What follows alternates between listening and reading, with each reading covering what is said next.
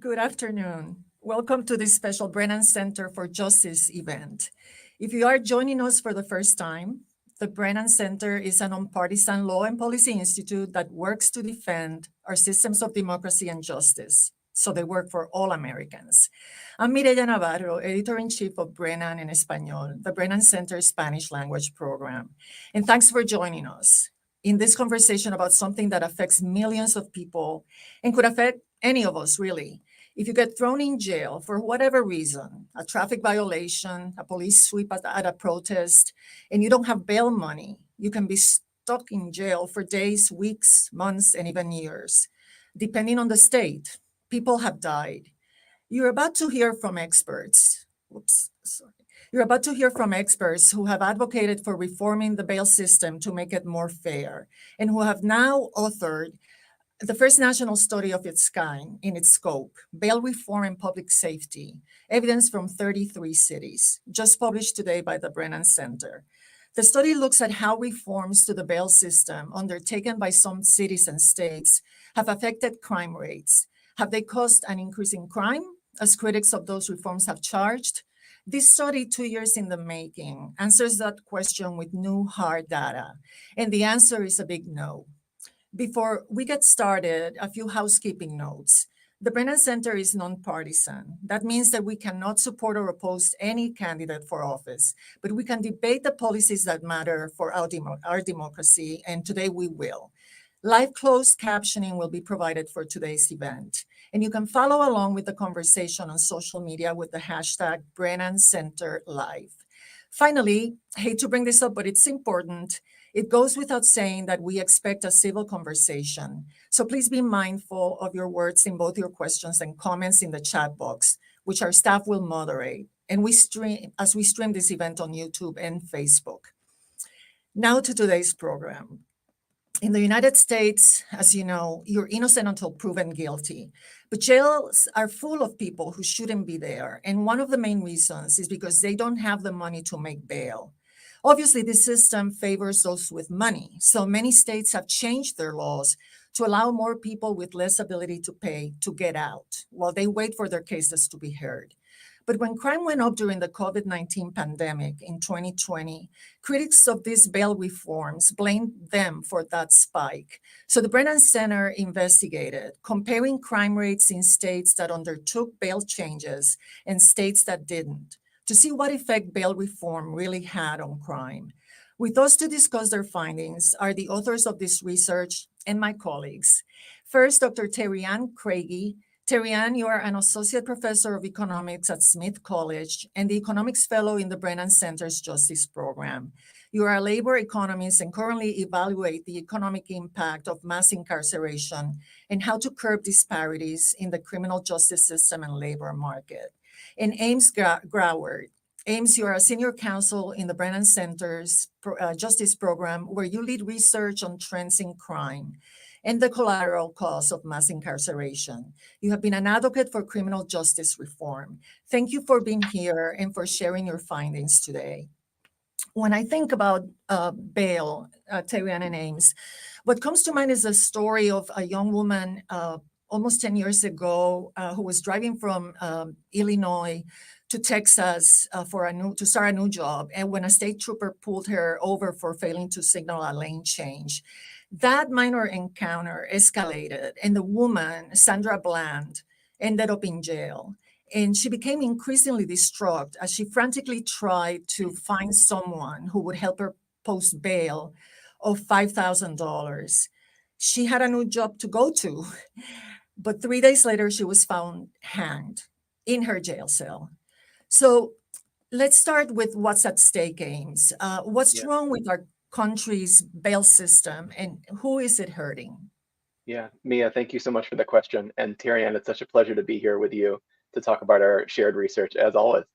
Unfortunately, Sandra Bland's story is not unique. Many of us here in New York City, where the Brennan Center is based, will remember the story of Khalif Browder, a young man who spent several years in Rikers Island, the city's notorious jail facility, on suspicion of stealing a backpack. It was never proved that he did that.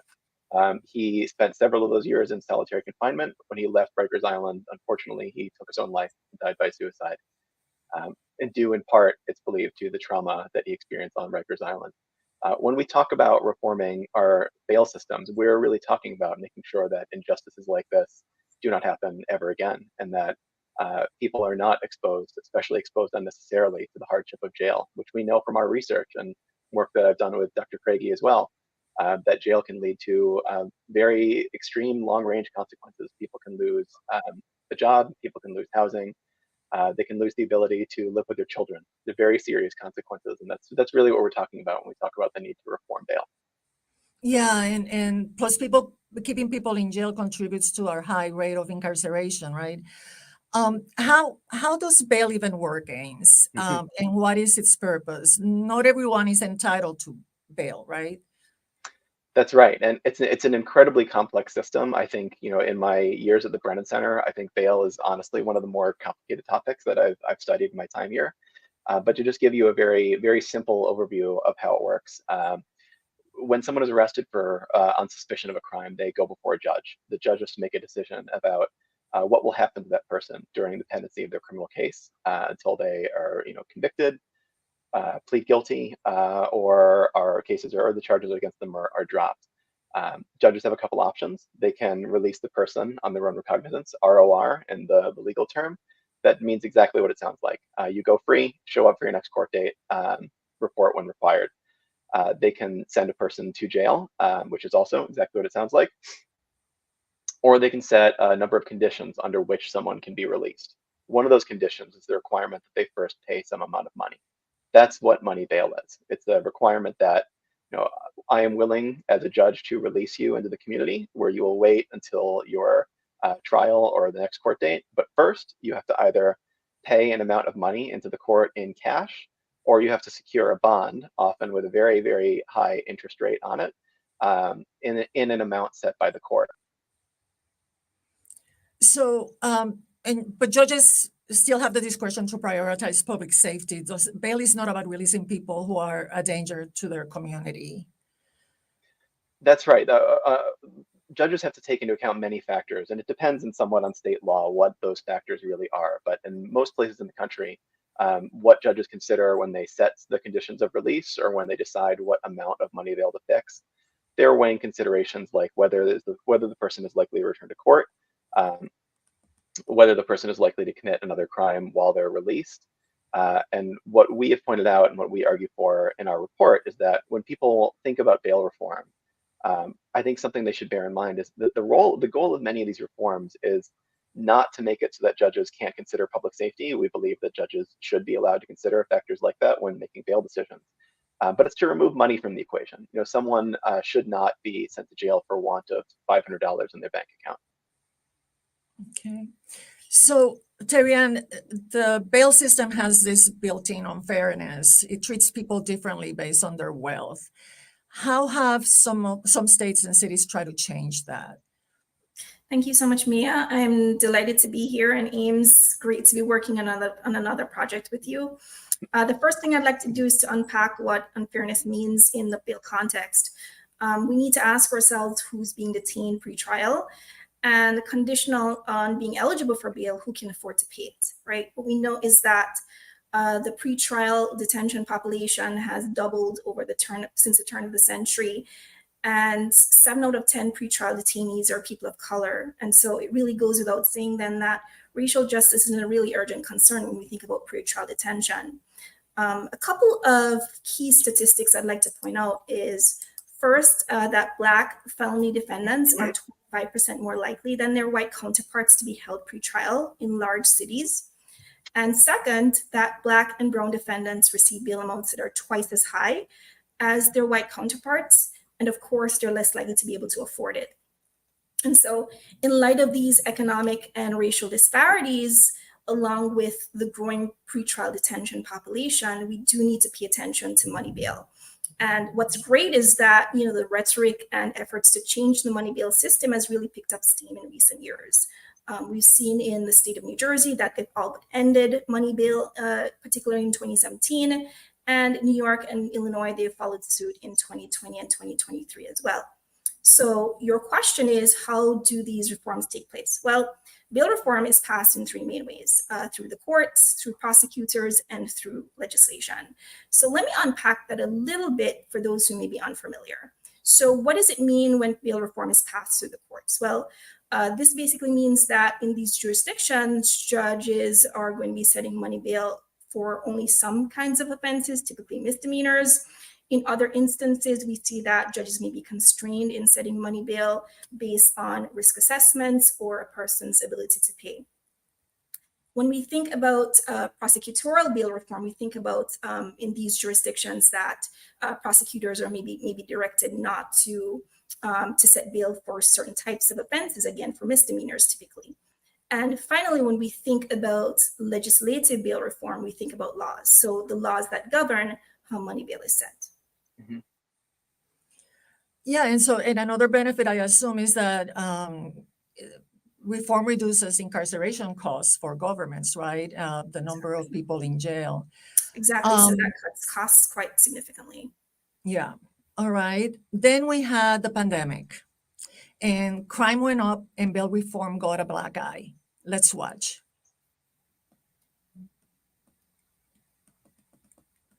For Governor Lee Zeldin put the blame for bail reform failures right at the feet of Governor Kathy Hochul and downstate Democrats.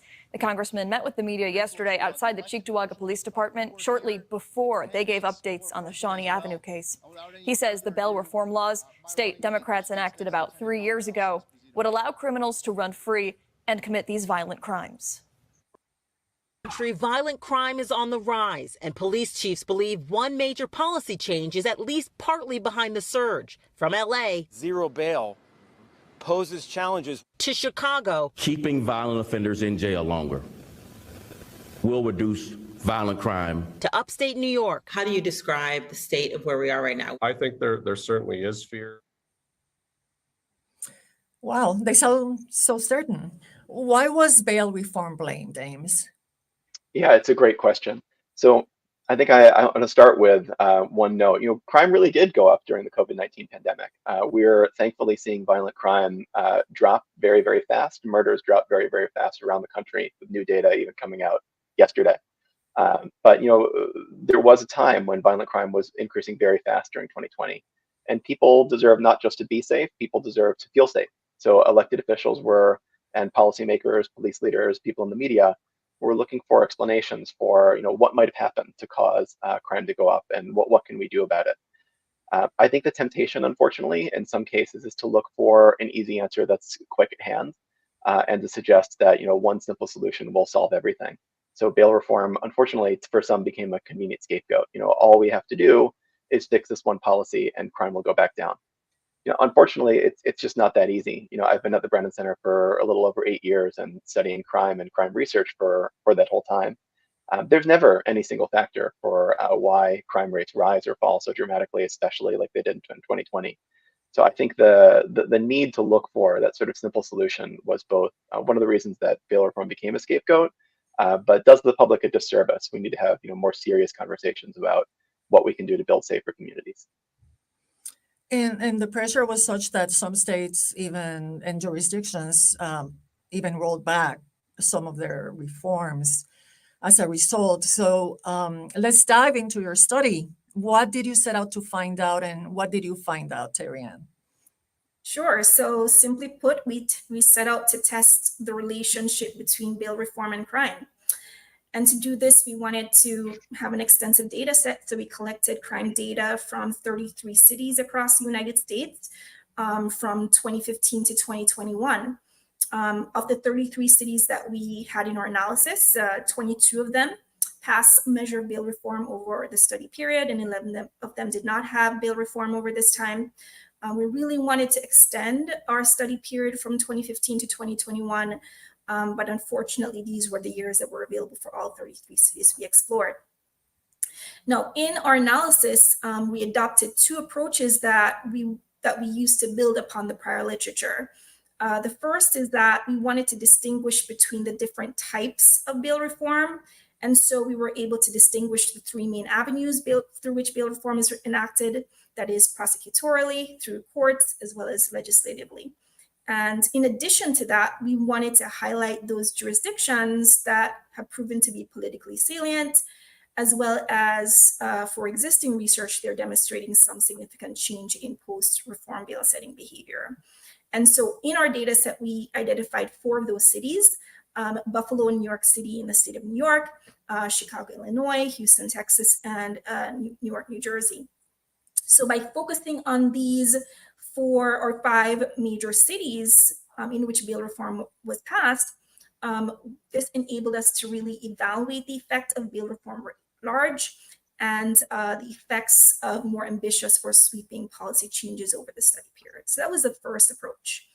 The second thing we did was we wanted to look at how bail reform differed for different types of crime. And so we wanted to identify differential impacts of bail reform by crime type. And so we constructed 4 different measures of crime. And to do this, we relied heavily on the FBI definitions of crime, and we identified 6 of the 8 main offenses that, as defined by the FBI, that is murder, robbery, aggravated assault, burglary, motor vehicle theft, and larceny or theft. And these were the 6 of the main offenses that we thought were consistently reported in all the cities in our sample. So we used these 6 offenses to, again, construct 4 different measures.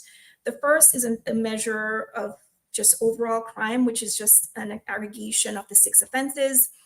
We also constructed a violent crime indicator, which is, again, an aggregation of just murder, robbery, and aggravated assault. We did the same thing with property crime using burglary, motor vehicle theft, and larceny, which is theft. And finally, we separated out larceny theft separately just to be able to track how low-level crimes may change in response to bail reform, basically misdemeanors changing or responding to bail reform. So again, we were just building on in a really extensive way in what the prior literature had done. So how do we go about testing the relationship between bail reform and crime? Well, we used what we call, just for lack of a better word or better phraseology, just sophisticated econometric methods, which I won't bore you with today. It's great to be looking at descriptive crime trends, just comparing what's going on in terms of crime in bail reform cities versus non-bail reform cities. But there's no guarantee that the differences that we observe there can really be attributed to bail reform, because there are so many factors, so many policies that are working concurrently with bail reform that could, of course, muddy or conflate our results. And so by using these sophisticated econometric methods, we were able to identify the impact of bail reform specifically and how that changed the different crime outcomes. All right, so crime went up and down in a similar manner in places with bail reform and places without it. So basically your study shows that bail reform has not endangered public safety in any way, right? Right. So even after all of that work, again, Ames and I, we were very meticulous in how we defined bail reform and how we defined all these different crime measures, but we did not find any clear evidence that bail reform actually changed crime one way or another. We were even also concerned about the pandemic and lockdown measures, perhaps changing demographics, socioeconomic factors, political factors. We controlled for all of that. And still, even with all of that work, we were not able to identify any significant impact of bail reform on crime trends. Okay, so your findings certainly answer the critics. What do you hope happens now, Ames? Yeah, it's a great question. Well, one thing that's changed, I think, since we set out to start with this study is that violent crime rates are now declining. That makes it that gives us a little breathing room when we talk about more creative solutions to public safety. It means, fear mongering and, for lack of a better word, demagoguery often about crime. It becomes a little rarer, but not non-existent. And I should note that the fact that crime rates are declining now is sort of its own rebuttal to the idea that bail reform was ever to blame for crime rising in the first place. We have not, in fact, ended bail reform in this country. Critics to the contrary, and yet crime rates are trending downward. So I think that goes to show that there are other things happening when we talk about crime in the United States. But I hope that people take a good look at not just what happened in 2020 to cause crime rates to rise, but what's been going right since the pandemic began to recede to help bring crime back down to where it was before. That means we need to start looking for solutions for building sustainable safety in our communities. And some of those conversations can be very hard. They can be about ways to improve economic well-being, ways to improve the places where people grow up in their cities. Some of them can be very simple. There's very strong research that better lighting in cities and more green spaces, open libraries, things like that, all help build real neighborhood safety and help prevent crime. So that I hope that building on this study, people move past the idea that bail reform can be the sort of solution that people look to explain why crime is going up, and instead we start to look for more likely candidates for what causes crime to rise, and more promising solutions for what we can do to fix it. Yeah, well, and your results will help inform voters in an election year where crime and public safety are front and center issues, right? By the way, Ames, how have reforms worked out where they've happened? Yeah, it's a great question. We actually tackled this question in another Brennan Center report by my former colleague Stephanie Wiley and I. The paper goes into sort of what's happened in some of the big places that have implemented bail reforms. What can we learn from from implementation? One of the surprising things that we found in that paper is that you really need to make sure that all the parties that are going to be tasked with implementing a new way of thinking about pretrial release, you need to make sure that they're all on the same page.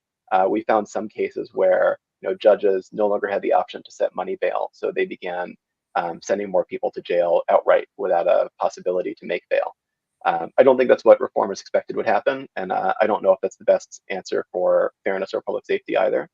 So I think that speaks to the need for some alternative middle ground between release on recognizance and jail, some like a pretrial supervision or other programs like that in the middle. We also found that a lot of the bail reforms that we've been talking about in this event suffered from very quick political backlash, backlash that was not always substantiated with evidence, even in the moment. Like Terry-Ann said, we build in a pretty substantial literature showing that there's not a clear relationship between bail reform and crime, but people still believe that bail reform was the reason crime rates were rising, and it led to, like we discussed earlier, some rollbacks of those reforms in very, very short order. So bail is an extremely technical subject. I think it's one that really rewards expertise and time that policymakers can spend making sure that when reform goes into place, everybody's ready and that it's done right. That's hard, but it's worth the effort. Okay. Well, now it's your turn, dear audience, to ask some questions. We have the first question. I think, Ames, you could take this one. What can the public do to stop officials from rolling back reforms? And what can the public do? What can people do about this? It's a great question. I'd say call your legislators, talk to your legislators, make sure they're aware of the facts. In New York, for example, there's already been research showing that in the aggregate, bail reform reduced rearrest rates, which is really, really an interesting finding, and I think one that not a lot of people are aware of. You can share that work with your legislators if you're in New York, or comparable work in other states. By all means, feel free to share our report as well. I think people need to hear from voters that we're interested in. We're all interested in building safe communities. We all care about safe communities, but we're also interested in hearing other more creative, more thoughtful, more sustainable solutions for what we can do to increase public safety. Okay. And aside from bail reform, what are other routes advocates are exploring to reduce pretrial detention? There's a lot of work going on in this field, actually, and some of my colleagues touched on it in a recent paper by my colleague, Dr. Josie Hahn, and many of my colleagues actually worked on that study as well, on the misdemeanor system in New York City. And they found both really interesting trends in how misdemeanors are prosecuted and in what cases, and they found some broad concerns about the way misdemeanor justice works in the city. One of the possible solutions that they also noted is that there are alternative ways to hold people accountable when they break the rules, when they commit an offense. That doesn't always require prosecution in the traditional sense. That doesn't always require jail. It certainly doesn't always require incarceration. There are some really interesting programs being run, for example, by local district attorneys. There's an initiative that I think about a lot called Project Reset. The idea there is that when someone is brought in for an offense, it tends to be fairly lower level offenses, but this is a good place to start. Before they're ever arraigned, meaning before they ever go before a judge, they are approached and given an option to complete some sort of counseling, training, community service, community engagement. And if they meet those conditions, the charges are just dropped. They never go on their criminal record. There's really powerful evidence that these sorts of programs can work. Dr. Anna Harvey is someone we've worked with before.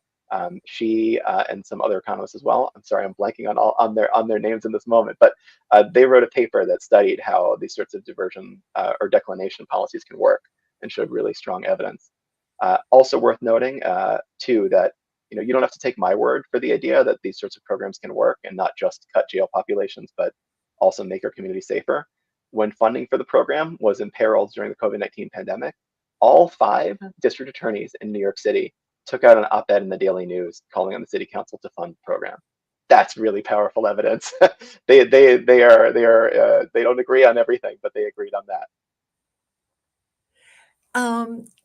Terry-Ann, someone wanted to know whether there were any surprises in your research and also any special challenges. Sure. The surprise was that, for me at least, that bail reform had no significant impact on any of the crime outcomes that we looked at. So 4 different measures of bail reform, or 4 different types of bail reform that we defined, 4 different measures of crime. And of course, we mixed and matched. We looked at each individual relationship with each of the crime measures, and nothing emerged once we used the more sophisticated econometric methods that I spoke about before. In terms of the challenges, it's not particularly easy to isolate or identify causal effects. And these sophisticated measures were a bit taxing, to say the least. So I would say the sophisticated econometric methods, trying to identify that causally impact of bail reform on crime was I believe one of the more challenging things that we had to do. I also believe that compiling the crime data set was pretty hard, gathering all the data for all the 33 cities and ensuring that we're consistently defining each of the offenses and each of the crime measures by city, I think was also pretty challenging. But Ames, you could add to this as well. Okay. And what future research on bail reform do you hope to see, Terry-Ann? Well, I think that our results showing that bail reform is not changing crime one way or another, this should lead us to ask, okay, what has pretrial detention done to people who are behind bars, who are, perhaps bail eligible, but unable to make bail, right? So we've forgotten about the humanity of pretrial detainees in so many ways. In this country, every person is innocent until proven guilty. People are charged with crimes, but they shouldn't be detained simply because they lack the ability to purchase their freedom. And I think that's an important aspect we need to look at more. In terms of the research that I'd love to see more research that highlights the humanity of pretrial detainees. Do we see any differences in the outcomes, such as their mental health, wages, employment opportunities? Do we see any differences in the outcomes of people who are detained pretrial or bail eligible, who are unable to afford bail versus those who are? So we need to look more closely at these outcomes and what the long-term impact or effects are. And second, I feel like we need to go back to racial disparities. As I said earlier in this presentation, 7 out of 10 pretrial detainees are people of color.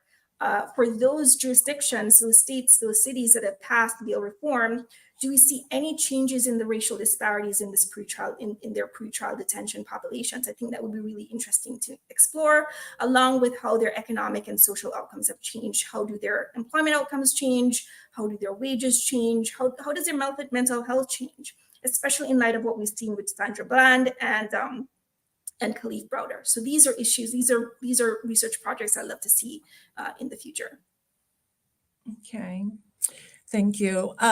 Ames, another question that came in is, even if bail reform doesn't impact crime rates, does it have other unintended negative side effects?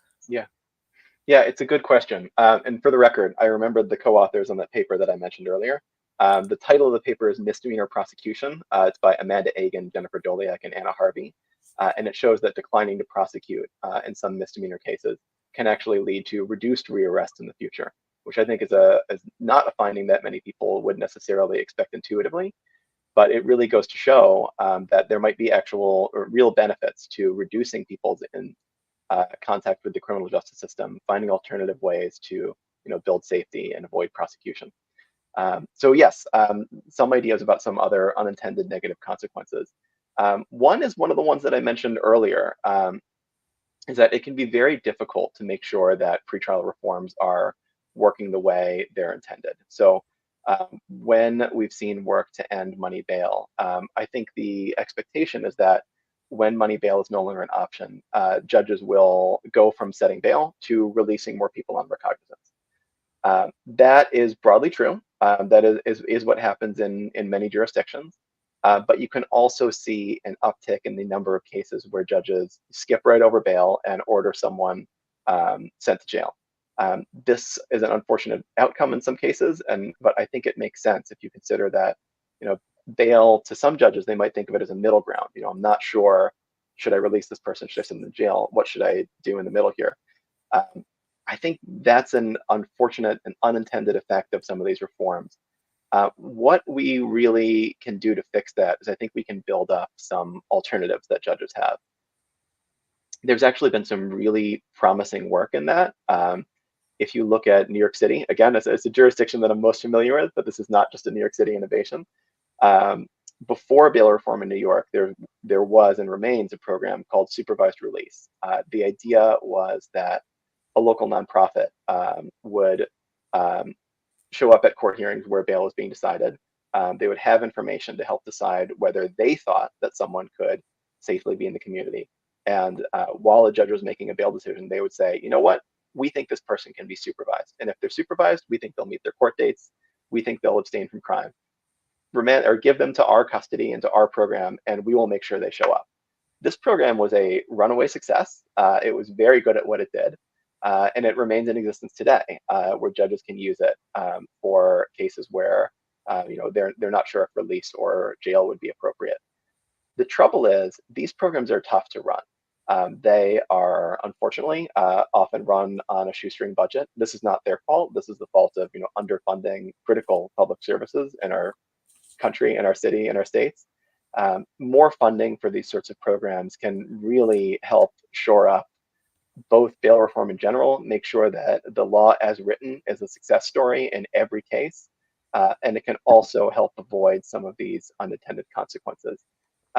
I want to add to something Terry Ann said that I think is really important.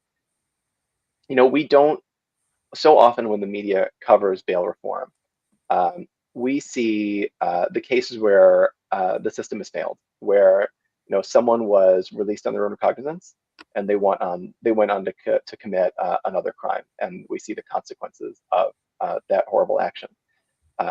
I am not here to downplay those effects. I think we need to take public safety seriously when we build reforms like this, and I believe we can do both. But the story you don't see as often is you don't see the story where reform works, where someone who 10 years ago might have had bail set, couldn't have afforded it, would have gone to Rikers Island, taken a guilty plea just to get out. Instead, that person goes home, they're able to hire a lawyer, they mount a defense on their own behalf, they prove that they're just a case of mistaken identification, they were innocent, they beat the charge, they go on to have a great life. You don't see stories like that, but I believe those are stories that happen every day. There are some groups, Forward.us, I believe, has been trying to sort of tell these stories more. That's something we can really talk about too, like Terry Ann mentioned. Keep the humanity of people squarely in focus. Okay. I wanted to remind the audience that you can ask questions in the chat, so we have some time. Feel free to do so. Either one of you can answer this. Somebody's asking why research on crime seems so hard to accomplish. Ames, I think you should take this one, but wow, building that crime data set for 33 cities, is pretty tough. Yes. We had the and shout out to the crime database. So, they compile a great deal in terms of some of these cities and ensuring that, these offenses were consistently defined and properly coded and identified. So that was a huge help. But in terms of extending beyond the crime open database, we had to go through all these public data portals and, translating the NIBRs or SRS codes to ensure that they're consistently defined with the crime open database. And so it was quite a bit of work. And but Ames, you can say more about this than I can. Oh, you took the words out of my mouth. I'll tell one story. The criminologist and law professor John Pfaff has a pet peeve. It is that data about the economy, employment, unemployment, stats like that, they come out super regularly. They are pushed to your phone, so you see them when you wake up in the morning. Policymakers use them and react to them in real time. Interest rate cuts happen, et cetera. But when it comes to crime data, we have no such thing. Until very recently, to get official gold standard national crime data on the United States and city by city estimates standardized by the FBI, you had to wait about 9 to 10 months. So, if you were looking in January 2020 for the FBI's final word on whether crime rose or fell in 2019, you had to wait until September 2020 to get that 2019 data. That's actually a bad example because you had to wait a little longer in that one. Well, don't worry about it. But the point is that crime data has not always been close at hand for policymakers, and it leads to people making decisions that are based on outdated data.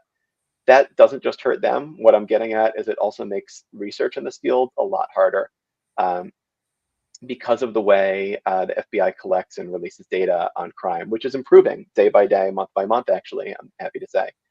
We weren't able to use FBI national data for our study. Instead, we had to go through the hard work Thierry described of going to city police departments, pulling lengthy spreadsheets from their websites, working with my former colleague Noah Kim to go through and code each row of that data set, pass it to Thierry to merge it into the collection of other spreadsheets that we have.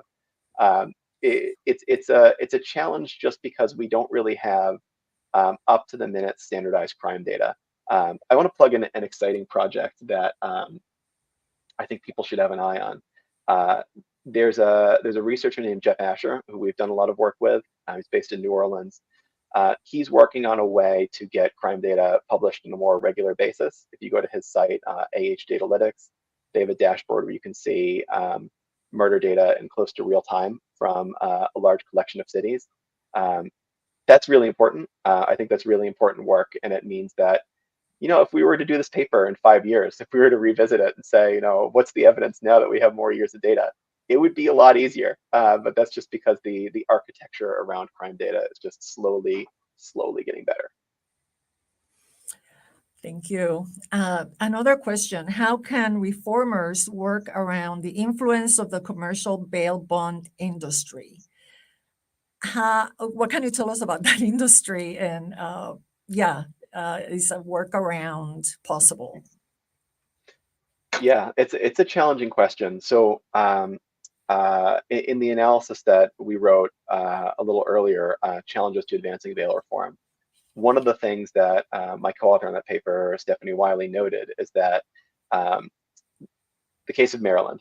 Maryland tried a couple times to reform bail through the legislature. For a variety of reasons, it didn't work. We saw a couple of reports crediting the bail bond lobby with pushing back against bail reform in the state. But there were then a series of factors that sort of changed the landscape. I believe I'm getting this right. The state's attorney general sent a letter of advice saying that under his review of the way bail worked in Maryland, it would be unconstitutional if challenged in court. He said the issue was that judges were setting bail deliberately unaffordably. So, rather than taking into account someone's ability to pay, they would set an amount of bail that they just knew was out of reach. So, if you have someone in front of you who you know has very little money to their name, you set bail at $10,000. They're never going to be able to make that, even a bail bond. They can't afford the fees. So the Attorney General said, I think that would be unconstitutional if that was attacked in state court, and I would have real worries about it as Attorney General. So what the state court system did is they responded by putting forth, you can almost think of it as a regulation, kind of. It was a court rule, basically, that required judges to take into account someone's ability to pay bail. This sort of goes to what Terry Ann was saying a little earlier, that there are these multiple ways to influence bail. And this is one option that was explored. I should note, too, that there have been a couple really interesting cases of bail reform where you had sort of grand alliances between people with a stake in the system. In my home state of New Jersey, we actually saw a pretty sweeping bail reform that went into effect in 2017. Governor Christie, I think, can be credited with helping to build a real coalition from unlikely allies and all people who believe in both safety and fairness to get that reform passed. I have a personal question for you guys. What got you interested in this topic? I mean, of all the policy issues you can invest so much time in, and Terry Ann, you're a labor economist, and you talked about disparities. I'm not sure if bail is, the area where you saw more disparities than others, but I'm curious as to what led you guys to invest so much time and effort on this particular study? Right. So for me, I am certainly, I'm very interested in the intersection of mass incarceration, race, and inequality. And the pretrial detention population has been a part of the criminal justice population that I think is largely ignored. And so for me, it was a no-brainer to think about bail and bail reform and how that might be changing a particular outcome. In terms of data availability, crime was there. We didn't realize how much work it was, to be honest, when we started this project. I was very optimistic that we could finish it, within a few months, maybe a year at most. It took the better part of 2 years for us to complete it because of how taxing it was to compile, a data set for 33 cities and to get data on all the bail reforms that were passed across the United States for these, particularly for these 33 cities. So, the challenge was there, but the interest was always there for me in terms of, thinking about the pretrial detention population and the racial disparities that exist there. Yeah. Ames? Yeah. I appreciate you asking the question. For me, I think it was two things. One thing that really interested me in it is when Terry Ann and I wrote our first paper together on the way that conviction records can affect someone's ability to earn a living wage. We really wanted to try to also estimate how jail affects someone's economic well-being. We found that the data for it just wasn't there. If you go back to that report, you'll see we wrote on a little bit, but that had sort of raised my interest in, what do we really know about the way jails work, about the way pretrial systems work? What more can we learn? And the other sort of big question is one of the core beliefs of all of us in the justice program and all of us at the Brennan Center is that you really can build a society that is both safe and fair. There is not a trade-off you have to make between safety and fairness. You really can do both, and you have to do both. So when people started arguing that bail reform is why crime was going up in 2020, if that were true, that would be a real concern. That would be something we would have to evaluate and think about more critically. But I was pleased when we dug into the data and we found that our intuition that we can have safety and justice together, that our intuition was correct. But that was really one important reason that we wanted to set out and dig into the study. And was this always a politicized issue, like such a hot potato? And, I wonder about bipartisanship here. Is that something that can be accomplished?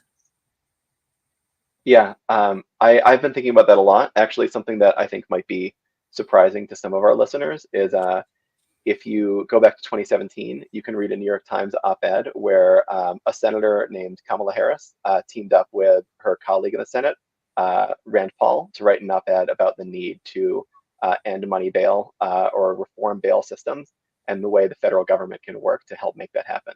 So that is a moment when bail reform was very bipartisan. Those are two people who, I think as they acknowledged in the op-ed, didn't agree on everything, but they agreed at least on the need to reform bail systems across the country. Similarly, there are a couple of states where we've seen bipartisan bail reform. In Alaska, bail reform was enacted on a bipartisan basis. It was later largely repealed, unfortunately. And in Utah as well, it was enacted on a bipartisan basis. And there too, reform was first repealed and then reinstated with some changes. So it's a more complicated story. But another one that I think about a lot is, again, to tie back to my now home state of New Jersey. Bail reform there was led by Republican Governor Chris Christie. He made it a centerpiece of his legacy and of his work as governor to try to overhaul the state's bail system. And he pointed to two arguments for why it had to be done. He said, number one, and I'm borrowing from his words here, so he said that he didn't want New Jersey to be running debtors' prisons. He was very strident and very clear on that statement, and it's certainly one I agree with.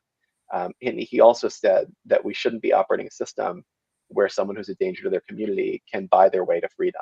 If someone is dangerous, why are we allowing that possibility? He pitched that argument to the legislature. He won a referendum that went to the people, and the people of the state of New Jersey overwhelmingly voted to significantly reform the state's bail system. It went into effect in 2017. And just, I think, last year, I attended an event where Governor Christie, one of the leaders of the ACLU in New Jersey, a parade of state attorneys general were all on stage together to talk about how bail reform worked in New Jersey. So that I think is a really encouraging story of showing not just that bail reform could begin as a bipartisan, from a bipartisan set of values, but that it could remain bipartisan and be defended on a bipartisan basis. I think Governor Christie deserves, frankly, a lot of credit for that. That's great work. Okay, that's good news for a change. If there's one thing to take away from this conversation, what is that one thing? And this is a question for both of you. So Terrian, or maybe Ames first, and then Terrian. Yeah, sure. I'll happy to take it first. So, we're living in a very politicized time where issues can unfortunately be swept into highly partisan divisions. We also just went through a period where crime rose very dramatically in 2020, and thankfully it's now receding very sharply as well. If current estimates hold, we may actually end 2024 with one of, if not the lowest violent crime rates in recent history, and we may also end the year having more than reversed the 2020 murder spike too. I want people to take away that data, number one, because I think it's a really important fact about the way, about the state of this country that I think is escaping notice, unfortunately. But I also want people to take away that we can have reforms that both enhance safety and justice, and can build a safer country and one that is fairer to everyone in it, regardless of the money in their bank account, regardless of their access to credit, and God willing, regardless of the color of their skin as well. Like Terrian said, this is a bail reform is a racial justice issue. It's an economic justice issue. Those go hand in hand. So that's not one sentence. I'm sorry, but those are the things I would like people to take away. No, that's great. And Terrian?